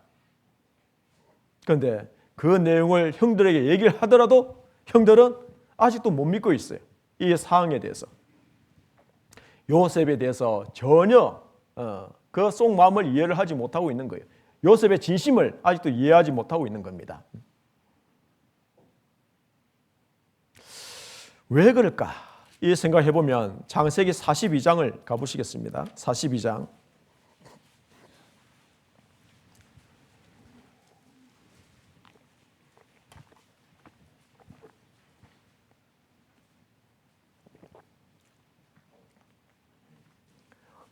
(42장) 21절입니다. 같이 읽겠습니다. 그들이 서로 말하되 우리가 아우의 일로 인하여 범죄하였도다. 그가 우리에게 애걸할 때에 그 마음의 괴로움을 보고도 듣지 아니하였으므로 이 괴로움이 우리에게 임하도다. 양식을 사러 왔다 갔다 하면서 형들끼리 지금 얘기하고 있는 겁니다. 우리가 아우의 일로 인하여 범죄했도다. 그가 우리에게 애걸할 때에 요셉이 구덩이에 던져졌을 때에 그 구덩이 속에서 요셉이요 캄캄한 그 구덩이 속에서 형님들 제발 살려주세요 살려주세요. 그 소년이 그렇게 애걸 했잖아요. 그런데 그 마음의 괴로움을 보고도 듣지 아니하였으므로 외면했죠. 죽든지 말든지 하고 형들이요 다 외면했습니다. 10명이 이 괴로움이 우리에게 임하도다. 우리가 동생들의 행한 대로 우리가 보응을 받고 있는 거다 라고 그 양심의 고통을 지금 얘기하고 있는 겁니다. 그러니까 이 형들이 그 양심에서 아직 그 요셉에게 행한 그에 대해서 아직 사함을 받지 못하고 있는 거예요. 우리는 이런 일을 종종 겪기도 합니다. 그죠? 학예 수양회 때에 보면 상담을 하다 보면 어르신들 3일차 그 오전에는 영원한 속죄에 대한 말씀을 쭉 들으시잖아요. 그런데 오후에 상담이 많이 이제 몰리잖아요. 다 알기는 알겠는데, 그런데 아직 덜 사해졌다고 그렇게 얘기하시는 분이 계셔요. 덜 사해졌다. 뭔가 남은 게 있다고. 근데 그걸 상담 이렇게 저렇게 속에 있는 마음을 쭉 이렇게 듣다 보면요, 결국 그것은 여러 가지 중에 딱 한 가지가 있어요. 이 죄는 안 사해졌을 것이다라는 그 마음속에 깊이 박혀 있는 것이 있어요. 양심에. 이건 아무도 모르는 건데, 이거는 자기 자신만 알고 있는 죄인데 하나님이 이 죄까지도 사해 줬을까 하는 혼자만의 그 생각 속에 그 죄의식에 사로잡히는 경우가 종종 있습니다. 그래서 지은 죄는 큰 줄 알고 하나님의 크신 은혜와 사랑이 얼마나 큰지 그 죄를 다 사고도 남는데 그 조금만 이렇게 이해하시면 되는데 그 부분이 이해가 잘 안 되셔가지고 아직 더 사해졌다 하는 분이 계신데 가끔 이 형들이 보면은 꼭 그 모습인 것 같아요. 그러니까 요셉은 정말 하나님의 용서와 또 사랑하는 그 마음이 아주 컸던 그런 인물입니다. 요셉은 대장부 같은 사람이에요. 그리고 마음이 넓은 사람입니다. 용서하고도 남죠, 당연히. 형들은 아주 자기의 좁은 마음에서 그 요셉의 마음을 아직도 이해하지 못하고 있는 겁니다. 하나님의 마음을 이해하지 못하고 있는 겁니다. 우리도 형제 자매님들 사이에서 서로 용서 다 해야 되잖아요. 용서 못할 일 없죠. 골로새서 3장 13절에 보면은 누가 네게 혐의가 있거든 잘못한 일이 있거든 서로 용납하여 피차 용서하되 주께서 너희를 용서하심 같이 너희도 그리 하라라는 말씀이 있습니다. 형제 자매님들 사이에도 좋을 때는 좋지만 혹시 뭔가 마음이 상한 일도 있을 수 있잖아요. 그렇죠? 상처받을 수도 있잖아요. 말 때문에 행동 때문에. 어떤 교회는 나는 인사하는데 왜 저 형제님 자매님 인사 안 하지? 안 받아주지? 괜히 오해해가지고 그럴 수도 있거든요. 마음에. 그런데 그런 것들이 다 오해가 많아요. 오해, 실제는. 근데 어쨌든 간에 내 마음속에 뭔가 꿍하고 있다든지 풀리지 않는 뭔가 가지고 있다든지 자, 그것은 내 마음에 용서를 했다는 겁니까? 용서 안 했다는 겁니까? 안 했다는 거예요.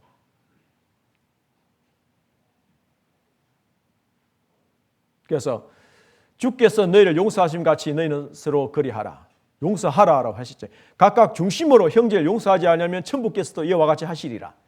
마음 중심으로 용서가 다 돼야 되는 겁니다. 실제는. 마음에 아무 끄리낌이 없어야 되는 거죠. 자, 그런 것처럼 이 형들과 요셉의 관계처럼 자, 우리는 하나님이 용서해 주심 같이 우리는 용서를 다 해야 되는 겁니다. 용서를 잘한 사람은 편안하게 주무실 수가 있어요. 밤에. 잠이 너무 잘 나요. 그죠? 편안한 잠자리. 누웠다 하면 그냥 금방 꿈나라로. 물론 기도하고. 자, 그래서요. 이 용서가 그만큼 중요한 겁니다. 이어서. 자, 이어서 우리가 한 가지 생각해야 될 것은 이 12아들 중에서 왜 하나님께서 요셉을 택하셨느냐? 11번째 아들 요셉을 택하셨느냐? 하나님은 12아들의 그 신앙을 알고 있습니다. 그 성격이나 인품을 잘 알고 있습니다.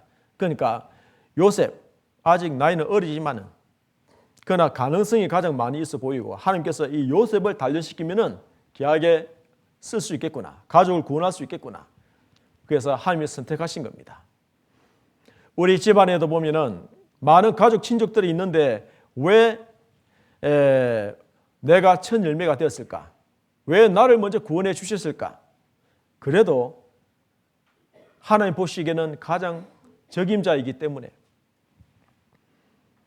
나를 통해서 우리 가족 친족들이 다 구원받아야 되기 때문에 그래서 먼저 택하신 겁니다. 그러니까 우리 한 분 한 분이 어떻게 살아가느냐에 따라서 우리 집안 전체가 구원을 받을 수도 있고 또 멸망될 수도 있고 그러지 않습니까? 그러니까 나 한 사람이 어떻게 하느냐에 따라서 주님 오시기 전에 모두 다 들림 받을 수가 있고 모두 다 또 멸망당할 수도 있는 그러니까 한 사람의 영향력이 엄청 크죠. 요셉 한 사람으로 말미암아 70명 가족이 다 구원받은 것처럼 나로 말미암아 어떻게 살아가냐에 따라서 우리 집안 친척들 모두 다 구원받을 수도 있고 이뤄질 수도 있고, 여리고성이 무너질 때에 기생 라합이 반드시 여리고성은 무너질 것이다. 그래서 우리 가족 친족들, 우리 집에 있는 사람들 구원해 주겠다는 언약을 달라. 붉은 줄을 내렸잖아요. 여리고성은 멸망했지만 라합의 집안에 있는 사람들은 다 구원받았잖아요. 그런 것처럼 나 한 사람이 어떻게 살아가냐, 그게 중요한 거죠. 자, 요셉이 17세 소녀로서 꿈을 꾸었던 이것은 그의 생애 속에서 그대로 이루어졌습니다. 자, 그런데 요셉의 삶은 여기서 끝나는 것이 아니고 더 중요한 꿈이 하나 있습니다. 그것은 죽고 난 이후에 이루어지는 꿈이었습니다. 창세기 50장을 가보시겠습니다.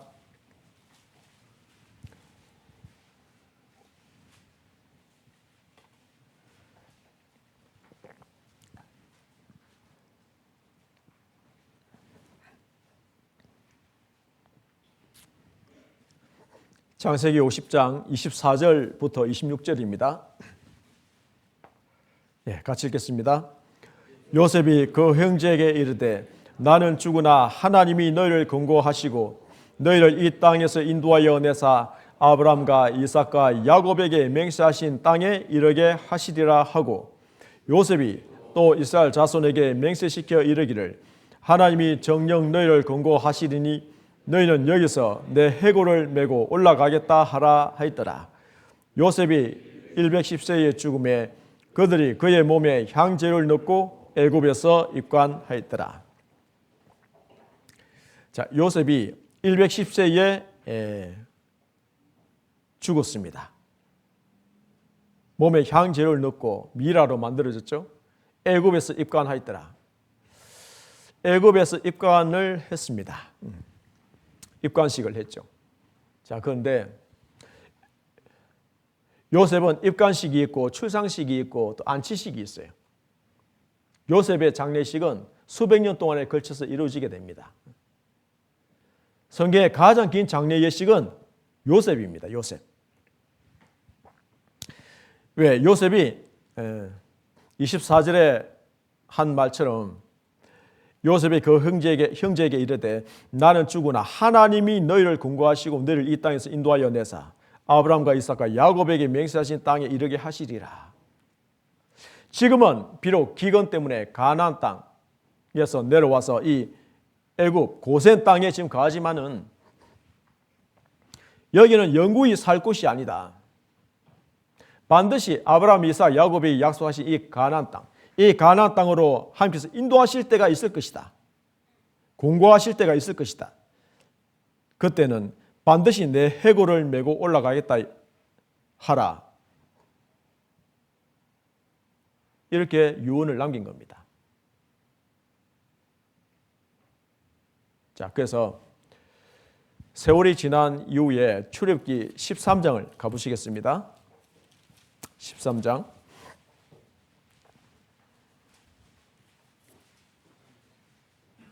출애굽기 13장 19절입니다. 같이 읽겠습니다. 모세가 요셉의 해골을 취하였으니 이는 요셉이 이스라엘 자손으로 단단히 맹세케 하여 이르기를 하나님이 필연 너희를 권고하시리니 너희는 나의 해골을 여기서 가지고 나가라 하였음이었더라. 이스라엘 백성들이 430년간 애굽에 사는 동안에 400년간 종살이 했는데 출애굽기 1장에 보면은 그들의 고역이 너무나 심해서 부르짖음이 하늘에 상달하면서 결국 모세를 통해서 열장을 내리고 그리고 출애굽하게 되잖아요. 그런데 여기 모세가 나올 때 요셉의 해골을 가지고 나왔어요. 왜? 요셉이 단단히 맹세하여 이르기를 하나님이 필연 너희를 권고하시리니 출애굽할 때가 있을 때니까 그때는 반드시 나의 해골을 여기서 가지고 나가라. 창세기 50장 끝부분에 있는 그 내용과 같은 거죠. 이 내용은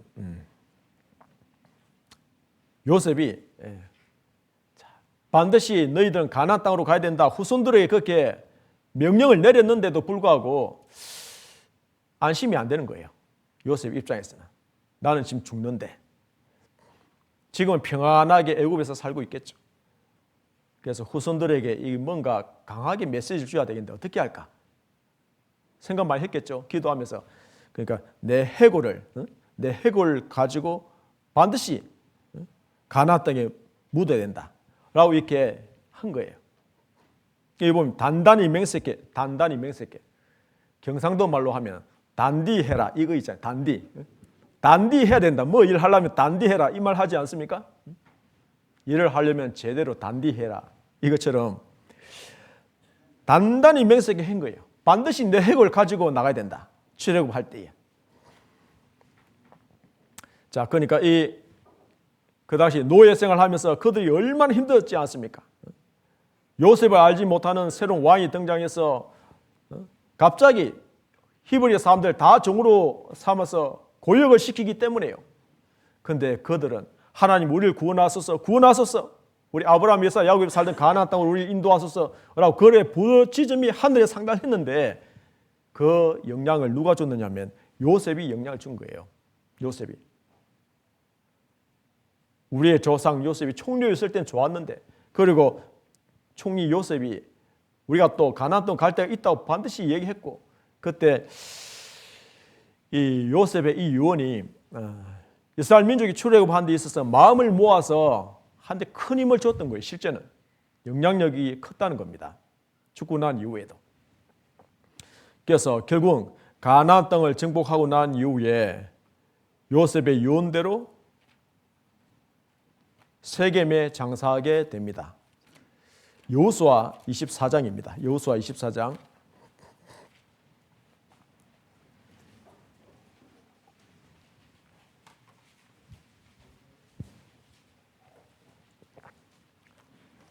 여호수아 24장 32절입니다. 같이 읽겠습니다. 이스라엘 자손이 애굽에서 이끌어낸 요셉의 뼈를 세겜에 장사하였으니 이곳은 야곱이 세겜의 아비 하몰의 자손에게 금 100개를 주고 산 땅이라. 그것이 요셉 자손의 기업이 되었더라. 자, 요셉의 뼈를 세겜에 장사하였으니 여호수아가 가나안 땅을 정복하고 지파별로 이게 땅을 분배하고 난 이후에 에브라임이 물려받은 그 요셉의 아들인 에브라임 지파가 물려받은 그 세겜에 요셉의 뼈를 장사를 지낸 겁니다. 그러니까 창세기 50장에는 입관식, 출애굽기 13장에는 발인식, 출상이죠. 출상식. 그 여호수아 24장은 하간식, 안치식이라고도 할 수 있죠. 그러니까 수백 년 동안 이 장례식이 있었던 거예요. 요셉이 죽었을 때의 이 유언이 있잖아요. 유언. 이것을 믿음으로 행하였다라고 말씀하고 있죠. 히브리서 11장을 보시겠습니다. 히브리서 11장.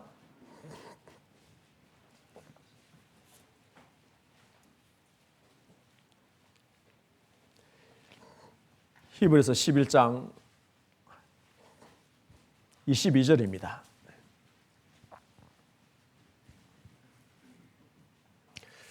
같이 읽겠습니다. 믿음으로 요셉은 임종시에 이스라엘 자손들의 떠날 것을 말하고 또 자기 해고를 위하여 명하였으며 히브리서 11장은 믿음장입니다. 믿음의 선진들의 어떤 모습이 믿음이냐 하나님 보시기에 여기에 요셉이 살아 생전에 보였던 그것을 여기 기록한 것이 아니고 오히려 하나님 보시기에 그 믿음은 요셉은 임종시에 이스라엘 자손들이 떠날 것을 말하고 왜 이스라엘 자손들에게 떠날 것을 말했느냐면은 이 애굽은 세상을 의미하는 것이고 이 세상 같은 애굽에서는 마음을 두면 안 된다. 소망 두면 안 된다. 너희들이 가야 할 것은 하나님이 약속한 그 가나안 땅. 거기는 천성에 대한 모형이고 거기에 마음과 소망을 두고 살아야 된다. 그러니까 이 땅은 나그네 길이기 때문에 여기에 마음이 온통 빼앗기면 안 된다 이겁니다. 우리도 이 세상에 마음을 두면 안 되고 정을 두면 안 되겠죠. 우리는 영원한 천국, 천성에 항상 마음을 두고 위의 것을 추구하면서 그 천성에 들어갈, 그래서 소망을 두고 이 세상을 살고 있는 거죠. 그러니까 요셉도 총리였지만은 그 총리로서의 어떤 세상의 명예나 권세를 구한 것도 아닙니다. 그의 마음은 하늘나라에 있었습니다. 믿음의 선진들은 다 하늘나라 천국에 소망을 두고 이 세상을 나그네 길로 살아간 겁니다. 우리도 항상 천국을 사모하면서 주님 재림하시는 그날 사모하면서 그 앞에 점도 흠도 없이 깨끗하고 거룩하게 설 수 있도록 크게 소망을 두고 살아야 되는 거죠. 그러니까 자기 해고를 위하여 명하였다라는 것을 말씀하고 있고, 이것이 요셉의 믿음이었고 그의 믿음대로 이루어졌습니다. 요셉의 꿈이 이루어진 거예요. 생전에 이루어진 그 요셉의 꿈보다 죽고 난 이후에 이루어진 이 요셉의 꿈, 훨씬 더 위대한 겁니다. 그래서 우리 여기에 계신 은장의 어르신들도 많이 계시는데, 자녀들에게 말씀을 들으면은 나 바빠요. 지금 사업이 너무 바쁘고 회사 바빠서 다음에 말씀 드릴게요. 차일피일 미루는 자녀분들도 계실 거예요. 손주들에게 얘기하면 왜 그게 또 바쁜지, 손주들도 그렇죠. 그런데 가족 친척들에게 계속 함께 천국 가야 된다. 함께 천국 가야 되지 않느냐. 이 세상 봐라. 지금 뭐 전쟁이 일어나고 있고 여러 가지 지구가 한계가 오고 있고 뭐 이런저런 걸 보면은 지금 성경의 이 마지막 때가 분명하다. 같이 천국 가야 되지 않겠느냐. 이런 내용을 계속 틈난 대로 얘기하시면은요, 요셉의 유언처럼 그 마음 밭에 계속 그 말씀이 심겨질 겁니다. 그래서 공고한 때가 올 것이고 그때 반드시 말씀을 들을 수 있는 계기가 될 거예요. 그러니까 낭망하지 마시고 계속 나는 지금 유언을 전한다라는 그런 심령을 가지고 계속 전하시다 보면은 하나님께서 그 마음을 움직여 주셔서 언젠가는 말씀 듣고 구원받는 역사가 일어나게 될 것입니다. 20일부터 보니까 대전도 집회가 있으신데 마음을 모으시고 계속 전도하는 그 일에 힘을 쓰면 좋겠습니다. 예, 기도하고 마치겠습니다. 자비로우신 하나님 아버지, 오늘 하나님의 섭리 가운데 쓰임받은 요셉의 삶을 통해서 교훈을 나눴습니다. 하나님께서 함께 계시고 도와주셔서 그리스도의 모형이 된 그 요셉의 삶 중에서 선한 부분들을 우리가 본받을 수 있도록 역사하여 주시고, 또 우리의 간절한 소원인 가족, 친족, 이웃들이 함께 구원을 받고 천국에 대한 소망을 품고 생을 살아갈 수 있도록 하나님 역사하시고 도와주실 간절히 원합니다. 20일부터 있는 그 대전도 집회에 함께 해주시고 도와주시므로 많은 역사가 일어날 수 있도록 주님께서 인도해 주시길 원합니다. 함께해 주신 주님께 감사드리며 예수님 이름으로 기도드렸습니다. 아멘.